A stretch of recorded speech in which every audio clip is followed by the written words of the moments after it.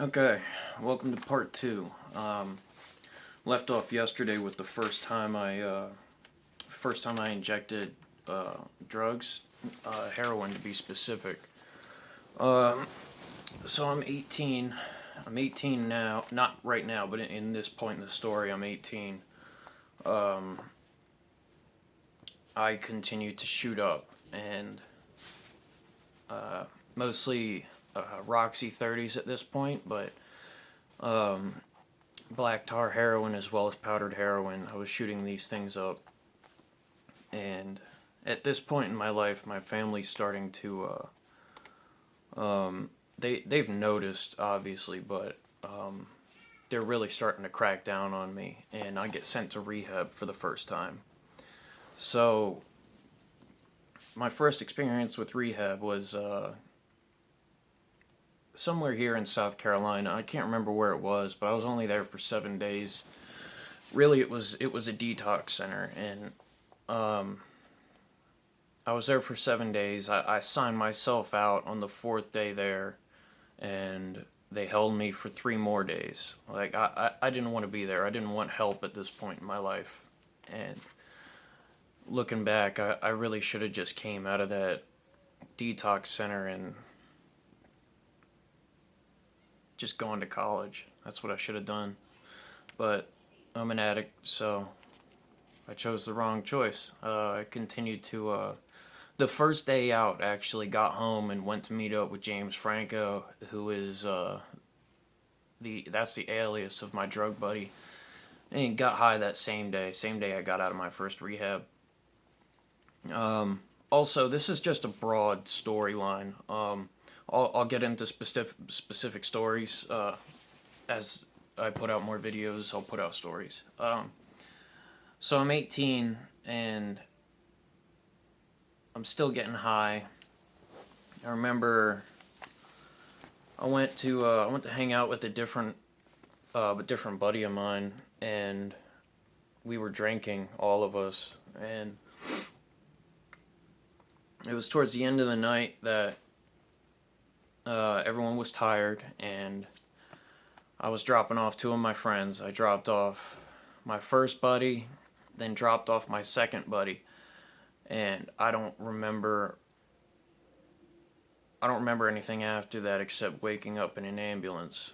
Apparently, what had happened was I crashed my car right outside my neighborhood into a ditch and smacked my forehead against the windshield. I wasn't wearing a seatbelt, and broke the windshield with my forehead.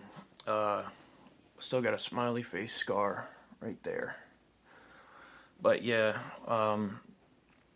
broke the windshield, totaled the car. Was in a hospital for just a day. And then after that, my family gave me an ultimatum: go to rehab and take it seriously this time, or you're getting kicked out. And so I went back to rehab, different rehab. This one was in Georgia. Again, can't remember the name of it because I didn't care at the time.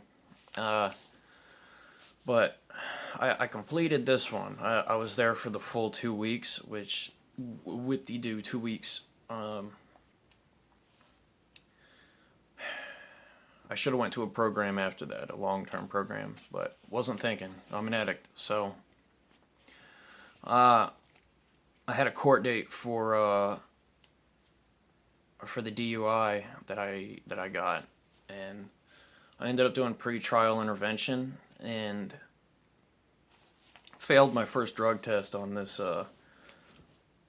Basically, probation is what it is. You got to complete this shit, and it'll expunge the charge you have.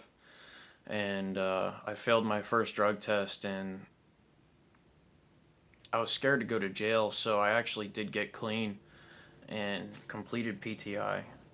And for those of you who have someone going through the program of pretrial intervention, or you are in it, it's costly. It costs a lot of money. It really does. And I couldn't drive, so that made it a lot worse.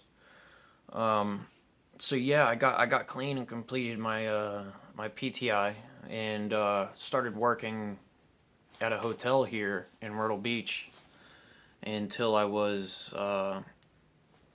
20. So from the age of 19 to 20, I was sober. I wasn't doing anything, and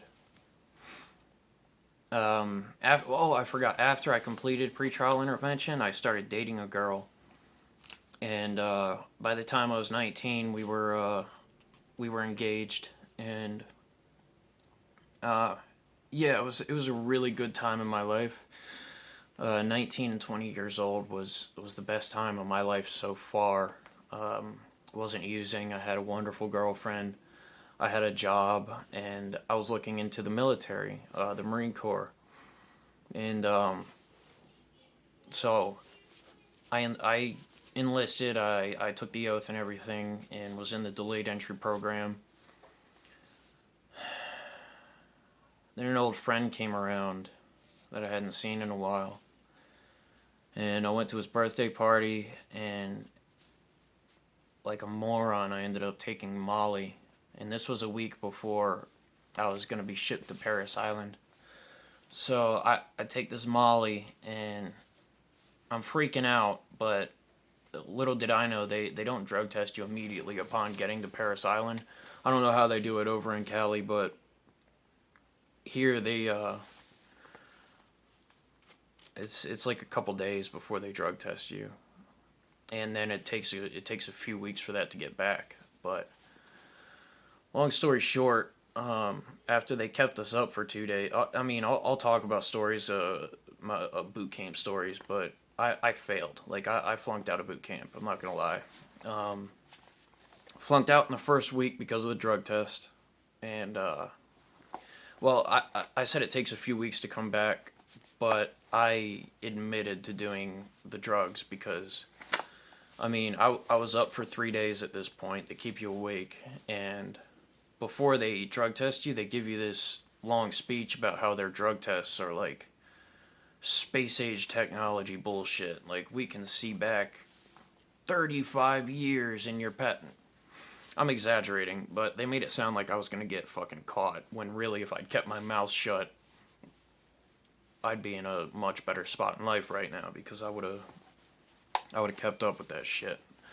But yeah, I admitted to doing drugs, so they put me in the fucking recruit separation platoon, RSP, and I waited there in Paris Island, getting shit on by everybody for 3 weeks, which is what I deserved. I'm not here to shit on the military. Military's awesome. Marines are awesome. I failed, man. Shit happens. But yeah, I got home. They bust me home, and my family never looked at me the same again after that. And I never got treated the same after that either, which sucked. But it was all because of the choices I made. I mean, it is what it is. I'm trying to do the best I can now, but at the time it felt like I didn't have much to live for. Now, mind you, I still had my fiance at this point, but not for much longer. I would say like a month or two later, she dumped me. And not only did she dump me, but the same week she dumped me, she started dating somebody we went to high school with, which leads me to believe I was being cheated on. You don't get over someone you've been engaged to for a year, not dating, engaged to for a year, and then get over them in like 4 days. That Not unless you're fucking someone else already, you know. Got a lot of trust issues from that. I mean, I get it. Not all women are the same, but all my experiences have been negative. So, yeah, I got dumped, man. That shit hurt. It hurt bad, and I spiraled out of control after that. The same day she dumped me, I went and met up with James Franco and shot a speedball up. For those of you who don't know what a speedball is, it is it's an upper paired with a downer. That's technically what it is. But what I did was I did a shot of crack with heroin, and spiraled, man. Spiraled bad. Ended up stealing my parents' debit card, pulling out hundreds of dollars. Uh, try to put the card back before they found out I had taken it. just I wasn't clever, stealing everything I could, getting all the money I could for all the drugs I could. And this lasted for years, but I'll come out with a part 3 that goes further into it. So this is going to be part 2 for now, and I'll see you guys soon.